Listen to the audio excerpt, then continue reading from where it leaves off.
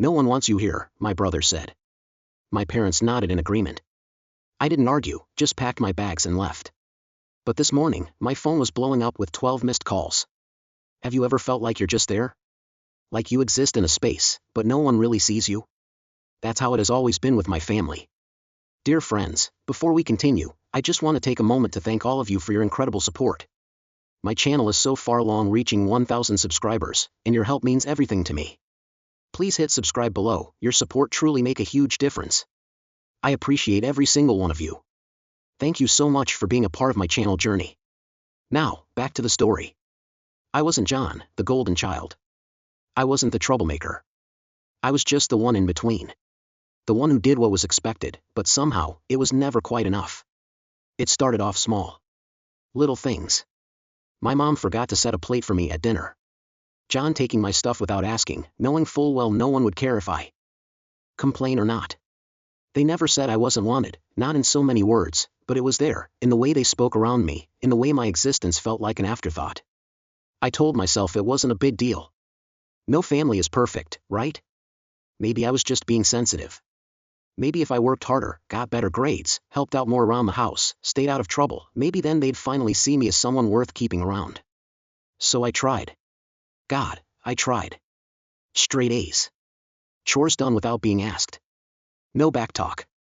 No trouble. But it never made a difference. John? He could do whatever he wanted, skip chores, fail classes, talk back, none of it mattered. He's just a kid, my dad would say. He's going through a tough time, my mom would add. You should be more supportive. And every time I pointed out how differently we were treated, I was the problem. I was being difficult. Then, one day, the resentment boiled over. But not from me. From them. It was a Sunday night. I had just gotten home from work. Nothing big, just my shift at a local grocery store. I was tired, but at least I was doing something for myself. I walked in the door, and that's when it all changed. I worked weekends to save up some money since my parents never really gave me much.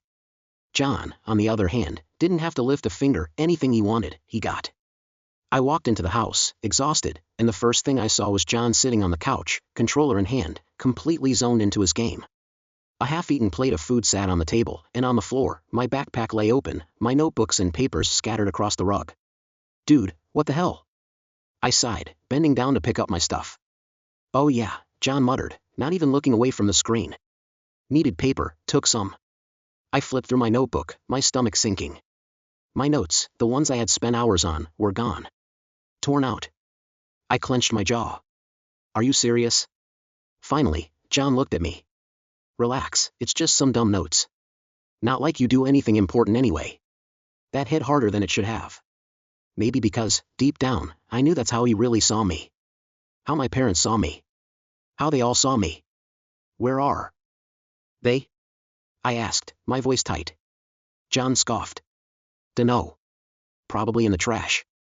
I don't know what it was about that moment, but something inside me snapped, not in an angry, screaming way, just a cold, quiet realization. I wasn't one of them. Not really. I took a deep breath, forcing myself to stay calm. You're unbelievable, I muttered, walking past John toward the kitchen. That's when my mom and my dad walked in, laughing about something, some inside joke between them, something I was never a part of. But the moment they saw me standing there, the mood shifted. What's with the attitude? My dad asked, eyes narrowing. I exhaled sharply, still gripping my ruined notebook. Ask him, I said, nodding toward John. He tore out my notes. Just threw them away like they were nothing. My mom barely glanced at him. It's just paper, she said, waving a dismissive hand. I looked between them, waiting for something, even just a simple, that wasn't cool or don't do that again. But nothing. Instead, John smirked. Yeah, it's just paper, he echoed, like he knew he'd already won. I felt my fingers tighten around the notebook. Right. Of course. I turned to go upstairs, but my dad's voice stopped me. You know, this attitude is exactly why no one wants to be around you. I froze. What? I asked, turning slowly. My mom sighed like she was already exhausted by me. You overreact to everything. Always playing the victim. Always causing problems. Causing problems. I let out a bitter laugh. For what? Expecting basic respect? For not wanting my stuff trashed? John snorted. God, you're so dramatic. I shook my head. You guys act like I'm the issue, but you don't even see what's happening. You just let him do whatever he wants. My dad folded his arms. Because he's not the one constantly whining. That hit hard. But not as hard as what came next. John leaned back on the couch, arms stretched behind his head, and smirked. No one wants you here, man. I felt my stomach drop. But it was my parents' reaction that broke something in me. They nodded. They actually nodded. My mom didn't say a word. My dad didn't argue. They just stood there, silent, as if this was a truth they had accepted long ago, as if I, Jaskob, had never really belonged. My dad didn't argue. My mom didn't try to take it back. And in that moment, something inside me froze over. I didn't yell. I didn't beg for them to see me, to want me. I just let out a breath, steady and cold. Okay, I said simply. Then I turned, walked upstairs, packed my bags, and left. But this wasn't the end. Not even close. The next morning, my phone wouldn't stop buzzing, 12 missed calls, one after another. And that's when I knew, with absolute certainty, that leaving had been the best decision I had ever made. I didn't answer. Not at first. I just sat there, staring at the screen, watching as the notifications kept piling up. John. My dad. Even my mom. For a family that never wanted me, they sure seemed desperate now. I let it ring. I wasn't in a rush. The night before, I had walked out without a plan, just a duffel bag slung over my shoulder and a hollow feeling in my chest. Had crashed at John's place, someone who actually gave a damn about me. He didn't ask questions. He didn't push. He just handed me a blanket and said, "You can stay as long as you need." It was more kindness than my parents had shown me in years. But now, they wanted something. And I had a feeling it wasn't because they missed me. By the time the calls finally stopped, the texts started rolling in. The first ones were just as I expected. My mom, you're being immature. Come back. My dad, enough of this nonsense. You need to stop acting like a child. I scoffed. Yeah, I really left. And they clearly weren't sorry. Then, a new message came in, one that changed everything. My mom, come home now. We have a problem. I stared at the screen, my pulse picking up. I stared at the message on my screen, my pulse picking up. Do a problem. I debated ignoring it, letting them sit in their own mess a little longer. But curiosity gnawed at me. Finally, I typed back just 2 words, what happened? The reply came almost instantly. My mom, your brother screwed up. Bad. And just like that, I knew. They didn't miss me. They didn't want me back. They needed me. And that gave me an idea. I leaned back against the couch, staring at my phone. So now, they needed me. Interesting. I wasn't in a hurry to respond. Instead, I let them sweat a little. Whatever John had done, it had to be serious, serious enough for my parents, who had never once taken my side, to suddenly reach out. 10 minutes passed. Then more messages started rolling in. My dad, we don't have time for your attitude. Just come home. My mom, please. This is serious. I almost laughed. Serious? When my problems were serious, they told me to get over it. But now that John was in trouble? Suddenly, it was urgent. I took my time typing my next response. Not my problem. A minute passed. Then another. My phone rang, my dad. I let it ring. Declined. Not even 2 seconds later, a text popped up. My dad, you're being selfish. I exhaled sharply through my nose. Selfish? That was rich coming from him. Then, another text. My mom, your brother's been arrested. I blinked. Well. Now I was really interested. I grabbed Jason's car keys off the counter. I need a ride. He raised an eyebrow. You sure? Thought you were done with them. I smirked. Oh, I am. But I need to see this for myself. 15 minutes later, I pulled up in front of my house. My dad was pacing on the porch, phone in hand, looking more stressed than I had ever seen him, pacing back and forth on the porch, his phone clenched tightly in his hand. My mom sat on the steps, her head buried in her hands, silent. For once, there was no laughter, no dismissive remarks, just pure, unfiltered panic. I took my time walking up, letting the tension linger in the air before breaking the silence. So, who wants to tell me what happened? My dad turned sharply, his eyes filled with frustration. Where the hell have you been? I raised an eyebrow, my voice calm, almost amused. Not here. Like you wanted.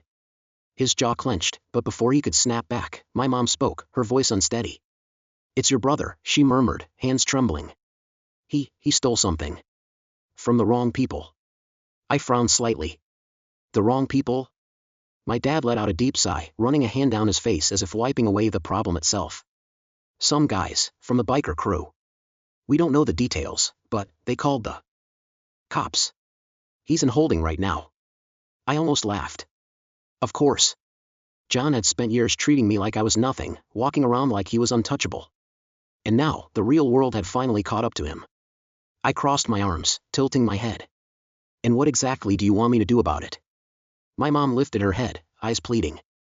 We need money, for a lawyer, for bail, something. We need your help. I stared at her, my expression unreadable, letting the weight of her words settle. Then, slowly, I smiled. They needed me. But I didn't need them. After years of pushing me aside, treating me like an afterthought, acting as if I was nothing more than an inconvenience, now, suddenly, I was their only hope. I tucked my hands into my pockets, tilting my head slightly. So, let me get this straight, you told me I was unwanted.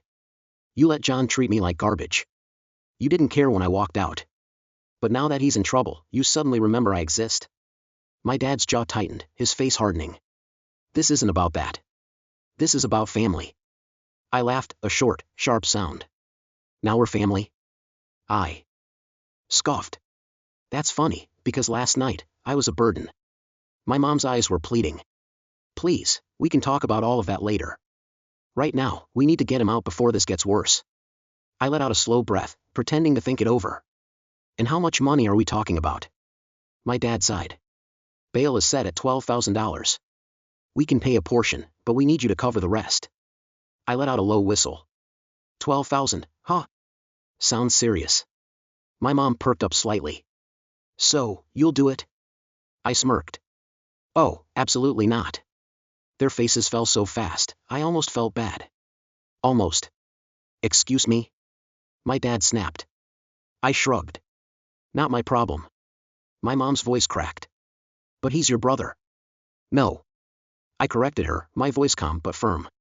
He's your son. And you made it very clear that I was never part of this family. My dad stepped forward, anger flashing in his eyes. You think you're proving a point? You think this is funny? I met his glare without flinching. No. I think it's fair. My mom reached for my arm. We'll pay you back, I took a step back. You think I trust you? The people who threw me away? Without a second thought, her mouth opened and closed, but she had nothing to say. I shook my head. Here's what's going to happen, you're going to figure this out without me, just like you always wanted. And I'm going to walk away, just like you told me to. I turned on my heel, making my way back to Jason's car. Behind me, my dad shouted, "Don't you dare walk away from us." I glanced over my shoulder, my voice cold. You already did it first. Then, without another word, I got in the car and drove away, leaving them to clean up the mess they created. As I drove, my hands clenched around the steering wheel. I should have felt triumphant. I should have felt like I finally got the last laugh. But instead, I just felt hollow. Not because I regretted my decision, no, they had it coming. But because even after everything, even after they begged for my help, I knew they still didn't see me as family. They only saw me as a solution. A wallet. A safety net. And now, that net was gone. That night, I sat in my apartment, scrolling through my phone while enjoying a nice, greasy burger from my favorite takeout place. It was peaceful, quiet, the kind of night I hadn't had in years living under that roof.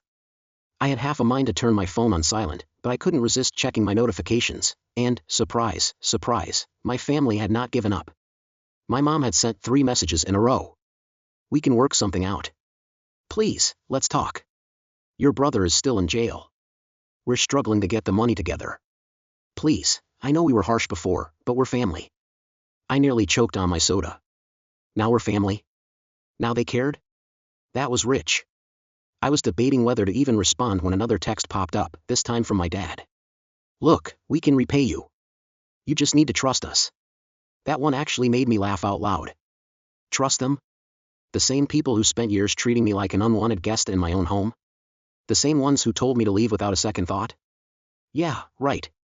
Just as I was about to put my phone down, another message came in from John. Come on, man, you're really going to let me rot in here? Oh, this was too good. After everything he put me through. All the times he pushed me around, made fun of me, called me useless, and now he wanted my help? I decided to have a little fun. You told me no one wanted me around. I'm just respecting your wishes. Delivered. Read. No response. That made me smile to myself. I stretched my arms behind my head and took another bite of my burger. Life was good. The next morning, I woke up to a flood of messages. Groggily, I rubbed my eyes, unlocked my phone, and started scrolling through them. Apparently, things were getting rough for the family back home. We had to sell the TV and my dad's golf clubs. Your mom is furious with me. Hope you're happy. Please, we don't know what to do anymore. And then, the best one yet. John, I swear to God, when I get out, you better pray I don't find you. Now that was hilarious. The same guy who needed my help was threatening me? I decided to respond. That's some strong language for someone who needs my help. Try again. An entire hour passed before my mom finally swallowed her pride and sent another message. Please, we're really struggling. I let her sit in that desperation for a few minutes before replying. Tell you what, I'll bail him out on one condition. She didn't hesitate. Anything. I smirked. I want a public apology in the family group chat, a long one. I want you all to admit every horrible thing you've said to me, and I want you to thank me for helping. I knew that would break my dad's pride, but if they wanted my help so badly, they'd have to grovel for it. Sure enough, it took them a while, but eventually, a new message popped up in the family group chat. We need to talk about how we've treated you. We've made mistakes, and we realize now how much we've hurt him. We deeply regret our words and actions. He is an important part of our family, and we are grateful for his generosity in helping us during this difficult time. It was stiff, it was forced, and it was completely humiliating for them. Perfect. I gave them a simple thumbs up and went about my day. Did I actually bail my brother out? Haha, absolutely not. But at least I finally got the apology I always deserved. The following week, I got a call from John. Man, I can't believe you did this to me, he growled through the phone, his voice thick with frustration. I thought you were better than this. I couldn't help but laugh. It wasn't the kind of laugh filled with malice, more like the kind of laugh you get when the universe hands you exactly what you deserve. Better than what? I asked, my tone light, almost playful. I'm just giving you what you wanted. You told me I wasn't wanted, remember? So now, you get to stay exactly where you belong. I could hear him slamming something against the jail bars in the background. You can't do this. You're really just leaving me here? I let the silence hang in the air for a moment before responding. You know, I thought I might bail you out. I really did. But you, and the rest of the family, you've made it pretty clear that I don't matter. I paused, letting the words sink in. So now, I get to laugh. I get to enjoy my life knowing that I'm out here living it on. He didn't say anything for a while, and I could almost picture him fuming on the other end, but I didn't care. After years of being treated like an afterthought, like some invisible shadow in the background, this was my moment. When I hung up the phone, I felt a wave of relief wash over me. I wasn't angry anymore, in fact, I couldn't even feel that resentment I used to carry around for them.